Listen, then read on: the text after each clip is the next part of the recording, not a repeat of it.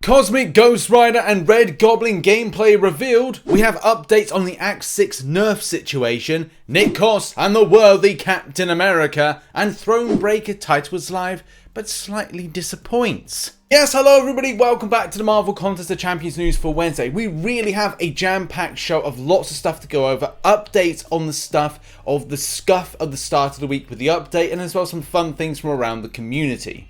Before we get into the video, I just want to say please hit the like button, subscribe with post notifications on all, and support. It really does mean a lot, and especially with YouTube now acknowledging that there is a massive problem on my channel from a data perspective. It is causing huge amounts of problems. It has done for a few weeks, but it looks like YouTube are going to deal with it. They haven't said when. It's just a case. It's not nice to have a look at my stats and kind of figure out where am I going to pay my bills this month. In any case, I want to say a massive thank you to everybody that's kept the faith, kept strong, and as well, come out to support videos. That's the best thing you can do at the moment. And as well on twitch.tv/RichTheMan live. That's where I do my live streaming in order to get away from all of these problems that I have on YouTube with the way they're treating me. So yeah, thank you for everybody that's been doing that. And as well, massive thank you to those that support the channel through the means of Patreon, YouTube membership, and as well those that support over on Twitch with Twitch subbing, and as well Twitch Prime and Prime Gaming. If you have Amazon, you can convert it and give a free Twitch sub, which massively helps out myself as a creator. And if you got it on Amazon, it's free. It's free to you to convert and give a free sub. So do remember to do that once a month. Unfortunately, it's not auto renewal, but massive thank you to everybody. Doesn't matter if you watch, you give subs, you kind of like do the membership. Everything means a lot to me. So thank you very much. But now we better go do the news, y'all. Our first story begins with a scuff update of Monday. This is still something that ripple effects are still being seen as of today. Now, one of the key things was for a lot of those that have Android devices that they weren't able to log into the game, or even worse, like the issue where you go into a fight and game freezes is still a thing. I don't even know if that's going to be addressed in a later update.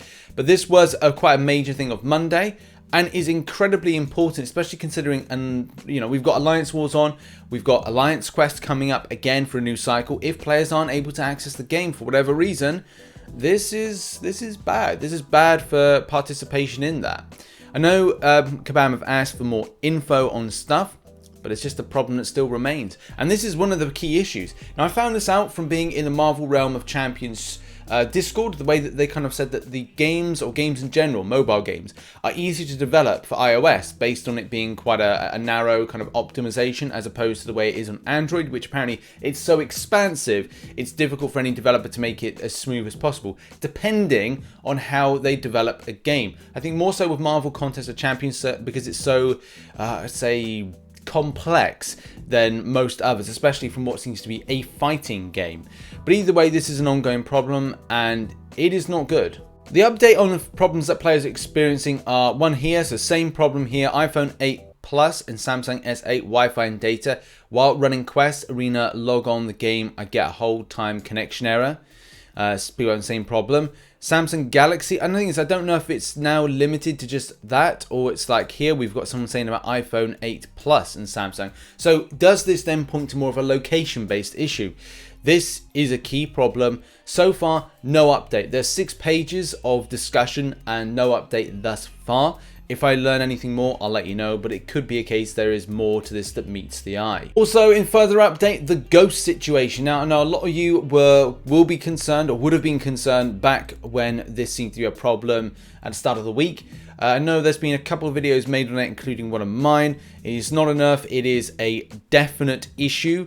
As Kabam have said in this last thing here, so if you go to the link in the description, it says, sorry for the delay, still pushing fix. This was 2 days ago. And then yesterday, a fix has been pushed for the issue. Thank you for your patience. And then update. Good news, the issue has been resolved. Please close and relaunch the app. Please let us know if there's any problems. I don't know then. I've seen like a flurry of different things then. But I think the update is that it's kind of been fixed. Especially, I don't know if people then kind of like went to the thread and kind of said it's not working whilst they're not reading the information about rebooting. If you are experiencing an issue, do put it down in the link in the description in the thread, because it does help out. There's also something else that went down, and that was Nick Fury got broken for about, I think it was about 30 minutes, which is a problem for those that maybe wanted to make progression into stuff like Alliance War. Things like this, these bugs can happen at the most wrong time for players, especially with, as you can see here, this was a problem where there's no persistent charge, which means that apparently, based on this, you went straight into your second phase, so the life model decoy. So that would suck a little bit, because it's like, it's good to be in that particular second phase of the champion. Your damage dealing is going to be lovely. It's going to be spicy. You're going to love it. But at the same time, it's like, well, did I need it? It's there for the buffer, just in case anything bad or untoward were to happen there. But yeah, this was sorted out. We apologize if you're facing some issues. But I'm pretty certain this was addressed. Apologies for the confusion, folks. Please refer to updated comment about above. We look forward to receiving more details. And speaking of scuffy and odd, Act 6 nerfs. My God, when were these going to get sorted out? I was planning to do a live stream last night and get back into Act 6 grinding, but it's just not worth my time if things like this, that, and a lot of 6.2.2 and as well 6.2.5 have been dealt with, which currently they're not being dealt with. Now, as soon as I saw this, I leapt to the chance to kind of go, Now, as soon as I saw this, I leapt to go and tell Kabam about to say, look, you know, there's players out there that want to get into Act 6, or at least do a lot of them. So, yeah, for whatever reason, it ain't been sorted out. So the biggest question is, where the heck are we up to with this Act 6 nerf? Because I want to get back into doing the grind, but I'm not prepared to go in against that Mr. Sinister without the EMP modification change, and as well changes to the likes of 6.2.5, and the same thing with Act 6.3, 6.3.1, and as well 6.3.6. Unfortunately, for whatever reason, it looks like it's going to be later this week when we see any changes to Act 6 based on the nerfs. It's kind of sucky. I know they had intentions to get it in, so I think Kabam are quite disappointed with themselves over this. But yeah, it would have been nice to start off. But here's the thing. For me, look, I'm going to do Event Quest first this month, and if it comes in later, I'll do it later on in the month. Especially with the big push being for getting Thronebreaker. Although, is it that good to get Thronebreaker that early? We'll talk about that in a couple of stories' time. But yeah, it looks like it's coming later this week. And saying this out, when exactly? Yes, when that starts. So, looks like when the new Event Quest starts. Don't have any information on compensation. So, there might be compensation later on at some point. Not for the Act 6 nerfs not being put in. But the maybe compensation in general for the changes of Act 6. So that's something that will be more representative, like if you've done an initial completion, or maybe completion of say 6.3, 6.4. We've had the 6.2.6 one, but we haven't had anything further. So we're still yet to see a full compensation package, and especially those that got 100% versus those that got the initial clear, you'll probably have something very different. Next up, and it is Dorky Diggity Dave doing a champion deep dive. This is a Red Goblin deep dive. If you haven't seen it, go and check it out. It's on the Marvel Contest of Champions official YouTube page. Link is in the description. And as well, it just goes over the extent of the champion's worth, damage output, debuff damage, a little bit of utility, and all that stuff in between. And you should go and give it a watch. Especially, I would say, going to check out MCC journals in a minute for the extent of how to evade. That's another thing. How to evade some of the special attacks you're going to see. But this champion is pretty amazing, especially in delivery. Look at all that tasty burn damage. Burn, baby, burn. That's Disco Inferno. Oh, look at that damage. But it is a 6-star awakened with 5 bloodlust. So, I mean, I'm not surprised it would do that damage. Next up, an MCOC journal goes a little bit further. Even though there's information and gameplay of Red Goblin, there's also gameplay of Cosmic Ghost Rider, which I think is the coolest thing. We've got on screen at the moment. It's looking cool. It's looking good. The design perspective, what Kabam have done with the design, amazing. The animation, they always knock it out of the park. Each month is better and better. Just like Nick Koss's animations, which we're going to talk about in a minute. But still, like, the way the champions put together is quite cool. Not quite sure if this is a good pair up. This is just showcasing things like special attacks with these particular videos. Especially as I think the gathering of buffs is going to be quite important, and how the singular champion is with, like there we can see with the one on the right versus the one on the left. Aptitude buffs and the way that kind of amplification of things like Furies and other cosmic type things. It's the thing that we know with Cosmics. Cosmic gets buffs. So buff should smack with the aptitude buff as well. Now we throw our attention, as I said, over to McCoc, who's done a worthy cap. Yes, cap is worthy. If you've seen Endgame, you'll know that's true. This particular one is a fight against the what would have been the Red Skull that was meant to be added into Marvel Contest of Champions, and that was not the case. Either way, I love this. It's incredibly well put together, especially from a point of view of looking at it's doing like some of the moves from the film, which is again is a nice little nod. And would we ever see this, or would I like to see this in game? Kind of. I think we've now gone past the point of any endgame champions being put in. If there is like a nostalgic kind of look back on stuff to say, like, I don't know, in about 2 years time they do a 2-year anniversary of Avengers Endgame and think, hey, let's add it in, then yeah, okay, I think that will be a thing and that would be cool. But to be honest, I think we've gone way past the point of any movie versions being added in, and I would just like to see something different, maybe a different type of Thor, but not the ones that I think people would kind of think like a movie version. But yeah, this looks really cool. Go and check it out. McCoc smashed it again. The next story, and it's all about the Thronebreaker calendar. Now, you might not have Thronebreaker, and that's okay. It'll take you whenever it'll take you to get to it. But here's the thing. The volume of Cavalier Crystal that you get back is, well, I don't know if it's the best thing in the world.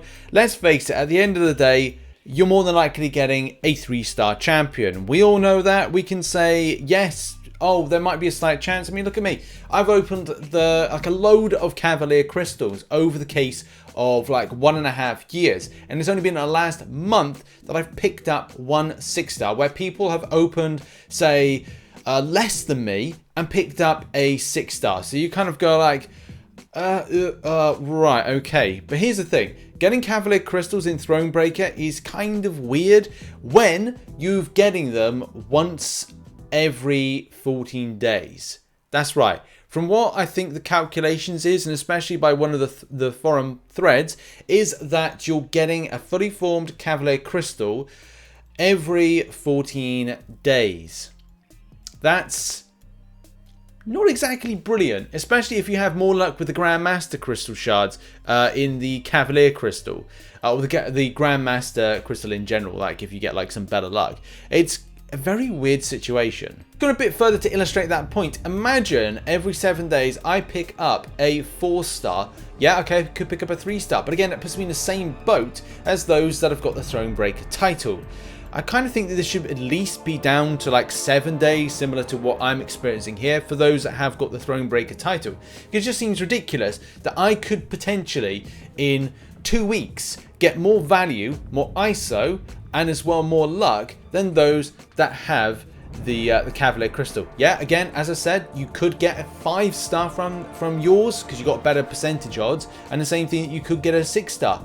But at the same time, again, we have to consider the fact, look, this is RNG. All this is down to RNG, and 2 stabs at trying to get something good could be better than the 1 stab at getting something good. So you know, you never really know what could go on, and to be honest, with the way that the luck goes nowadays, I can imagine that players aren't getting the luck, or won't get the luck, when it comes to waiting 14 days. God, 14 days to get that, man. At the end of the day, that might be a completely wrong take on the situation, especially with you can get 20 a year, which is still good. But yeah, compared with 40, what would be the comparison? That would be cool for a video to experiment. Look, is 20 versus 40 Grandmaster Crystals going to be showcasing that you get better stuff or rubbish stuff? That would be interesting. But I don't know, I just kind of feel this would be better for a 7-day calendar for those at Thronebreaker rather than 14.